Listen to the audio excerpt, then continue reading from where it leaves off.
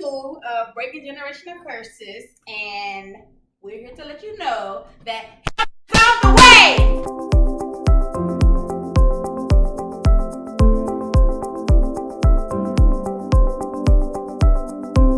Trauma is described as an experience that happens in an individual's life that creates serious harm, whether that's physical, mental, or emotional. It can be quite disturbing to an individual and cause them to feel out of control in the situation.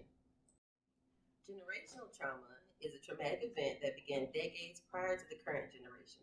It has impacted the way the individual understands, copes with, and heals from trauma. So, ladies, Cassandra just gave us a definition of trauma and generational trauma. So, thinking about those things, what do y'all feel like is something that's significant to bring up for people? Some patterns that you notice, maybe something in family dynamics. What do you think? What do you want to kind of discuss? I'm thinking about the mother-daughter dynamic in the families as it regards to generational trauma and how the mother-daughter relationship sometimes can be tainted depending on the experiences of the mother or how the mother was raised, or not even that, just of that person as a individual. I've witnessed some relationships where it seems as if the mother has, for some reason, started to hate the daughter that they birthed, and if God forbid there's a son involved, they put that son on a pedestal to where that son is not ever held accountable for what they do, and to where the daughter kind of begins to question who they are, and oftentimes left alone to try to figure things out, and then they end up becoming resentful towards their mother, and then they also ended up having to be strong because they have to be, they're forced to be, and in turn still neglected by their family or their mom. That's deep within itself, honestly, and I've experienced that where my mom she was a teen mom, so, and I don't hold it against her, she was a teen mom. So she had gave birth to me at 15, then birth to my brother at 16. My grandma raised me and my brother with her in the house as well, and it seemed as if she disliked me, and it seemed as if we was competing for my grandma's love, or we was just competing in general in the household, whereas my brother, he was able to get away with a whole lot of things, and I was kind of forced to grow up or mature a little bit faster than him, and it kind of weighed heavy on me to the point where now, let's say 20 some odd years later, I've decided to stop avoiding her and to really pick up the phone and talk to her and have a conversation, a grown-up conversation as two adults and not as mother-daughter, So let me ask you a question. With that dynamic that you had with your mom, how do you feel like you've worked towards your healing for that trauma? Like, knowing that was whatever caused her to act with you that way, for whatever that means, what do you feel like you learned to do to work with that trauma, and what do you get out of, that benefiting yourself from changing from it? The first thing I did was I had to acknowledge that there was an issue there. And with acknowledging that there was an issue there, although it's taboo in the Black communities, I reached out to a therapist. Right. Spoke with a therapist and was able to pretty much reach out to her and talk to her. And what it did for me was it gave me the peace that I tell everyone in the last episode to prioritize. So it gave me the peace that I was looking for, and it also helped me validate myself to let me know that it wasn't me. I wasn't the issue. I wasn't the reason why this was going on in my childhood. So yeah. Sound like you did the work. Yeah, I did. And still doing the work. Yeah. Tina, you have anything to add in on that? I know you got a brother too. I do. I definitely can. When I look at my mom and I look at her relationship with her mom, and then I look at my relationship, in being in between those, I can definitely see some examples of where it looks like it was different sometimes, or it felt like it was different. And I think when I was younger, I would just attest it to, I'm the oldest. But then I can really agree with you, Shanika, because it was like, she's the oldest, she's strong, she can do it all. And when I became an adult, I was like, God, I feel like my brother's over there just getting away with murder. And people would say, but that's what happened when you're the baby and all that. And I didn't correlate it to that. I just felt like there was a difference, and I do know sometimes, especially in the Black community, people will sometimes feel like girls need to be raised one way and boys need to be raised another way. Mm-hmm. But I just felt like, well, why I gotta be the strong? Why I have to be, the one leading all the time? Right. So sometimes I did become frustrated. I did become, like you said, some of that resentment, like, well, why I gotta do it all? Mm-hmm. And I just really try to now set good boundaries for myself and letting my family know, like, I'm not be all tell all. Like, we're gonna spread the love here. We're gonna have some balance in here. We're gonna all work together. But I can definitely see over the years, like, I felt that way too. Like, he's younger. He's doing all these things. I would even say to my mom as an adult, I didn't get to do those things. Right. She would be like, oh, girl. And I'd be like, no, oh, girl, I didn't. Mm-hmm. So, Tina, thinking about your experience growing up, being a girl and having brothers, how do you think that informs your decision as in your motherhood right now, being that you're raising boys? How do you feel like that's showing up? I really do my best to keep things open, and I try to hold them to be accountable regardless. I don't look at it that, because they're boys that, they should only do this or that. For me, it's about ownership, it's about accountability, and it's definitely about ensuring that they have their words. Yeah. That's so important, because I feel like as little girls, you could easily see a little girl playing on her kitchen set and doing those, as they say, those things that women do.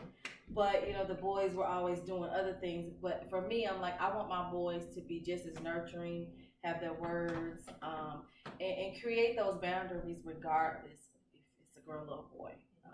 So just try to foster that environment. And I know when you think about those relationships, those dynamics between parent and child, I think it's a lot of learned things from the time before. So once again, that each generation has their own values and stuff that they pass down, but also they have things that they don't realize they even have that they keep continuing to pass down, and that could be their reactions to things, their patterns, on top of all the values and things like that. Like, for example, like having a parent who is definitely like afraid of snakes. Well, a kid comes along and they see a snake, they're gonna freak out. Well, that kid sees that freak out in association with seeing a snake, and then next thing you know, as that person grows up, they have this belief that they hate snakes, they're afraid of snakes, it should be something to be afraid of. So like as a kid seeing something like that, that's the context that you're taking, that's what you're taking on, even though that has nothing to do with you. It was your parent who had that reaction, that response, that anxiety and things like that. Well, as a child, you learn from your immediate group. You learn from people in your home first. And so if you see that being a thing, you associate it and you take that on without even knowing that you did. Even just what you said kind of made me think about other traumas in families that get passed along, because that's just historically what people are used to. If your mom, again, like Cassandra said, was afraid of snakes, okay, but what does that look like in a larger society? Maybe your mom isn't afraid of snakes, but your mom is afraid of going to the next town. Maybe your mom is afraid of traveling internationally. Well, how does that show up in our lives? And what does that look like? Maybe your mom is afraid to like be an entrepreneur. What does that look like? Because we know in the Black community, they've always taught us to say, what? Go get your government job, get your benefits, get your 401k, and then sit there, be unhappy, and carry on. Until you retire. Right, until you retire. And don't have enough to live off of. Yeah. Right. So look, but that shows up in a way that could be traumatic, because I know for sure, I'm just going to go for me. I know for sure for me that didn't resonate for me, and that became traumatic to try to stay in that cycle of like, these people before me are telling me, not even just beyond the family, right? Because then it becomes your friends, like, girl, you used to it, you used to, that's how they treat us. This is what it becomes. And so for me, it becomes like we are really passing on generational trauma, because we had to get in those positions to, come up and move up in the world a lot of times. But what does it look like to change it? What does it look like to do something different? So with the idea of getting that 9 to 5, working those 40 hours for the rest of your life and to literally retire with maybe, retirement that maybe can afford your lifestyle or not. And so just that idea of being that tired every single day, every single week, having to play small, not getting to even the idea. I remember I was going to get extra certifications for my own personal part of my career. It's like, oh, why would you get that? You can't use that here. And so those type of things where you start to play small and you go into a little bitty box. And so that becomes traumatizing because you don't get to be your full self. You don't get to show up as your full self. You don't even get to explore your own self. You don't get to explore any type of creativity. And so to me, those type of things are a form of generational trauma because it becomes so normalized to play small. It becomes so normalized for us to not to, just even figure out, use our creativity, understand what our life could be outside of what our mom did, outside of what our dad did, or what our grandma always told us to do. And that makes me think of too, just going back to days of slavery and stuff, and like just having to having to neglect and ignore your own experiences, you're exhausted and things like that. You had to give birth and then get back out there in the field. And that was like that mentality to ignore whatever you got going on and just do what you need to do because that's what you're supposed to do or whatever. Definitely. And that is definitely it's a big a lot trauma of we that. keep carrying over. It's a lot of that. Like, how dare you just do dream what I'm supposed to do to have financial freedom? How dare you? Yeah. And then could we even have dreams in those times? No, like, because if we had dreams, I'm sure that was literally beaten out of us. You know what I mean? And then if you did, it was like, you can't think like that. Yeah. Right. That's as a woman. Yeah. You have to do this. The course has already been set for you. What do you mean? Or I would hear people say, "Oh, that's just crazy talk." Or it's always somebody else's, like that's somebody else's truth. I can never be that because what I've seen in my family has not been what I'm hoping for, what I'm wishing for. Or even, if we look in mainstream media, do we see Black women in the positions that we hold doing the things that we do very often? No, we don't. No. And so us showing up and being able to be ourselves in spaces, me and Shanika worked in a very male dominated. I was about to say, I don't even know what words to use. We were the minority. It was. And we were very much in a space where, to a point where we was called by our profession, not by our names. Yeah. Oh wow. By the company we worked for. We were not called by our names for years. Someone Caucasian had to tell them who we were. Yeah, but for years and ongoing. Yeah. Oh wow. For ongoing. And so it's like we showed up in those spaces and we showed up as ourselves in those spaces. And we had to show up in those spaces because we knew that they're not used to seeing people like us. We know that historically we've had to show up and be small. Even if we showed up in these spaces, like, do we even have the wherewithal to be able to show up and be ourselves? No. And a lot of times we didn't show up and even code switch for them. Rarely did we. Especially when we start working together in the same. They're looking at each other. Right. Like, what is the code switch? And so that went completely out of the window. And so again, it showed Blackness showing up in a space where we were not normally showing up to. Like, we were tolerated. Yeah. That's it. And barely, because us, even when we would show up with an opinion, it would still be like, unless we got a Caucasian counterpart to co-sign, it would be an issue. Right? Said the same thing we said. Exactly. I mean, if we're going to be honest and call a thing a thing, we used to text and say, hey, say this for us. Exactly. Oh, wow. So it to be heard. And it's 2021 right now. This was a couple years ago. Right? This was 2019. Text someone this was another race to say what you would want to say because we knew it wouldn't be accepted. It wouldn't. Said it. It wouldn't. Wow. And it wouldn't even. It would just be blatantly overlooked. And then we were still able to have somebody, an ally at minimum, to at least use our voice because they would go, oh, this is the idea. Okay, well, Shanika decided that, said this. Okay, Carissa suggested that. So it wasn't just somebody using their voice and then just kind of saying, oh, it was my idea. Okay. They would hear. Everybody would hear that idea and agree then with it because they said it. And then the person would say, Exactly. Wow. And so that again shows that Okay. trauma of being able to show up to spaces, even in Blackness, because we've shown up to the table and we're at the table and we're in a table that many other people of color aren't showing up at. And we had to use our voice. We had to advocate because we know historical trauma shows that if we didn't show up in that space and use our actual voice, then we would have just been another body at the table and we would have been a part of the, the system of trauma that we would have been putting other people through. So I think it just extends again beyond our family, because those are the small dynamics that then show up in our real lives and show up how we show up in the world outside of that. So wow, yeah, it's amazing how it starts here, but then it just correlates out there and expand out there in the world. Definitely. Wow. Yep, I know, not trying to, stay on my bandwagon, but I know too, like, as a kid, on my father's side, I wouldn't dare say it because I was dark skinned and my cousins was light skinned, but I didn't have a voice and on that side of the family. Like, everything that they didn't take what I said seriously, and I used to act out in anger. When I tell you anger, it was anger, because I didn't know how to express myself, because when I tried to use my voice, they wouldn't acknowledge it.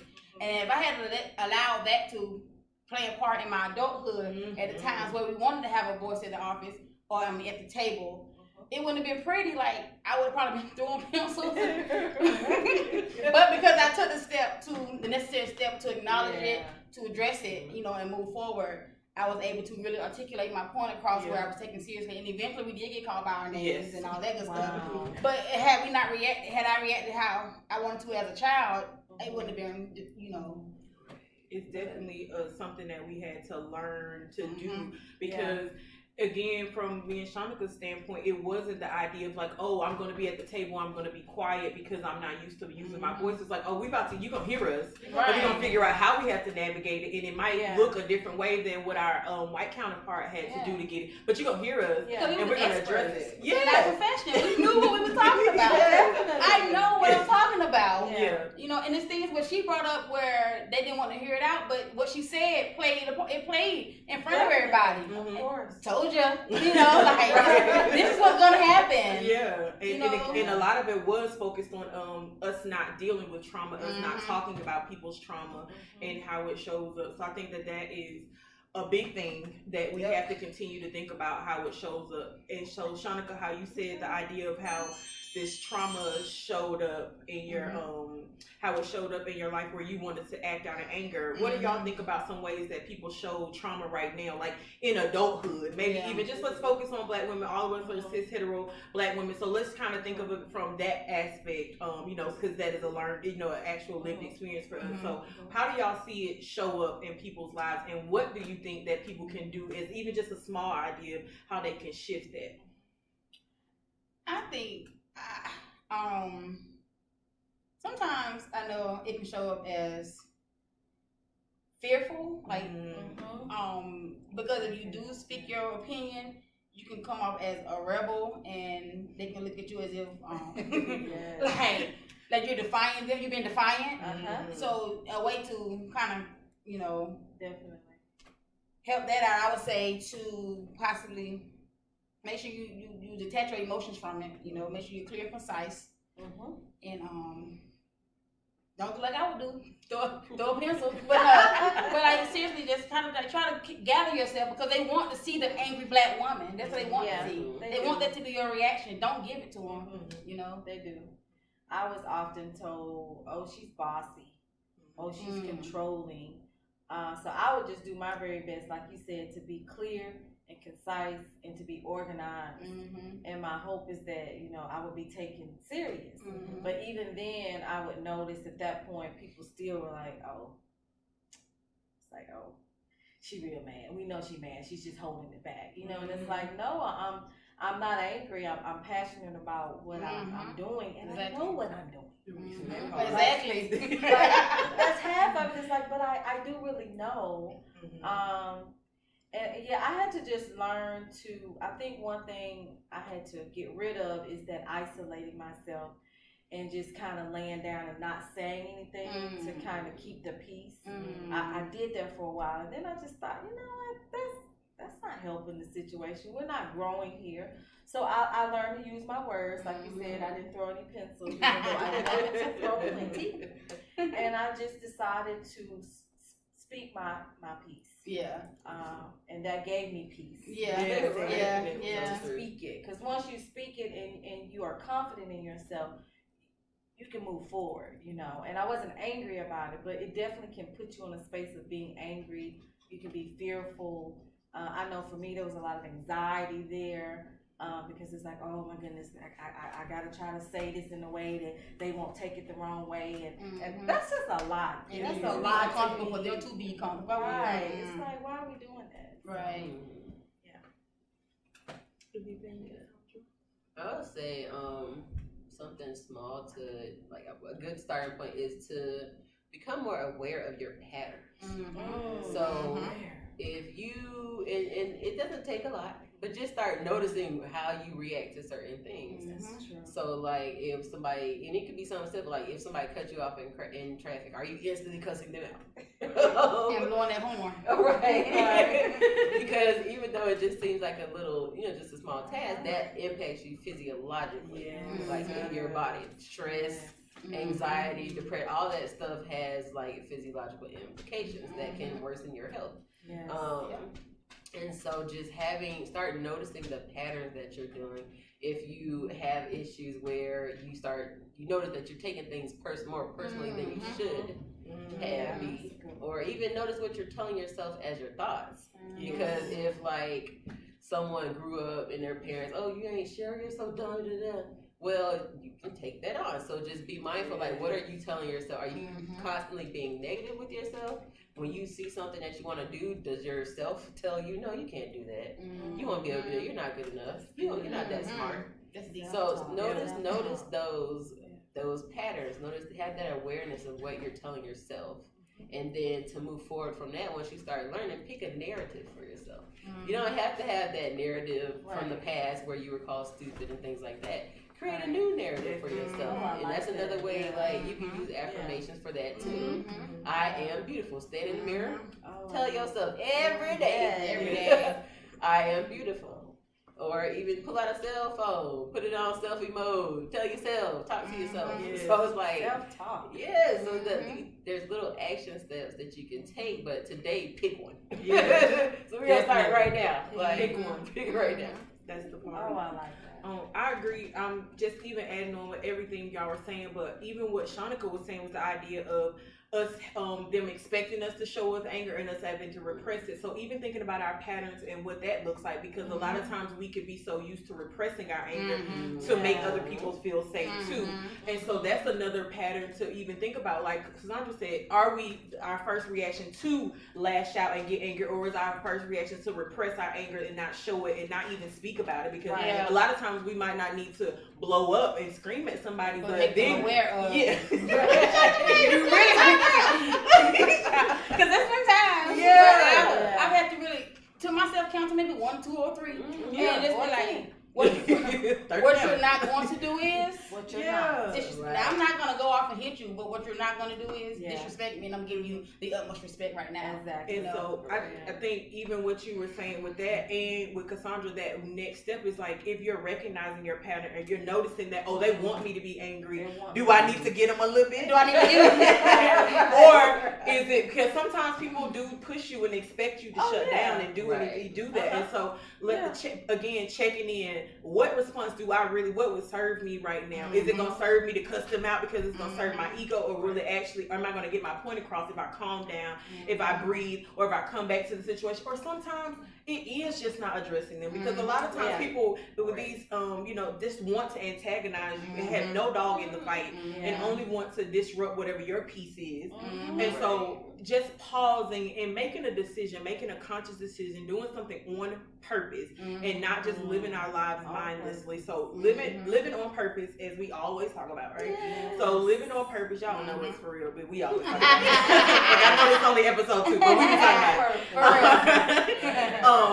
But just thinking about whatever it looks like to live your life on purpose and not just operating out of those because your mama was scared of snakes, because your mama was scared to travel, because your daddy didn't do this, because your mama talked to you crazy. Do you have to continue those patterns? So it's like making a decision to do something on purpose. And so I feel like that is at the minimum start of just again that first step of just come on y'all, let's think about it, why am I responding this way? And so, I like that. But I think I have a question, because all this is so good. I think we all have such great awareness about these things, and I start to think about the people that don't have any awareness. Is there any one particular thing that you guys found that brought you to that awareness, where the light bulb went off and you're like, I need to do something different? I'm going to say I had to start doing yoga, meditation, and I'm going to say that is what, being able to be still on purpose. Okay. Being I can keep running, I can busy myself, and I'm not thinking about all my trauma because I'm keeping myself so busy. But it's just if I'm sitting down, that's gonna be there, and I'm gonna be with it. And so then I had to make a conscious decision to decide: am I gonna keep being triggered by these things, or am I gonna decide what? So to me, just starting with stillness.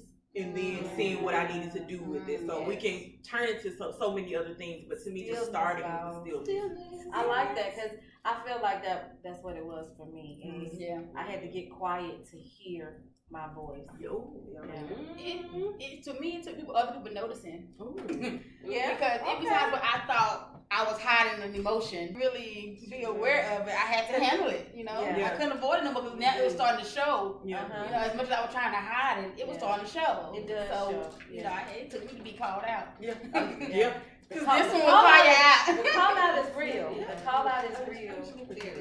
But I think we need to call out, because sometimes when we're hiding it, that's also a form of you want the help. You want it, but it's inward.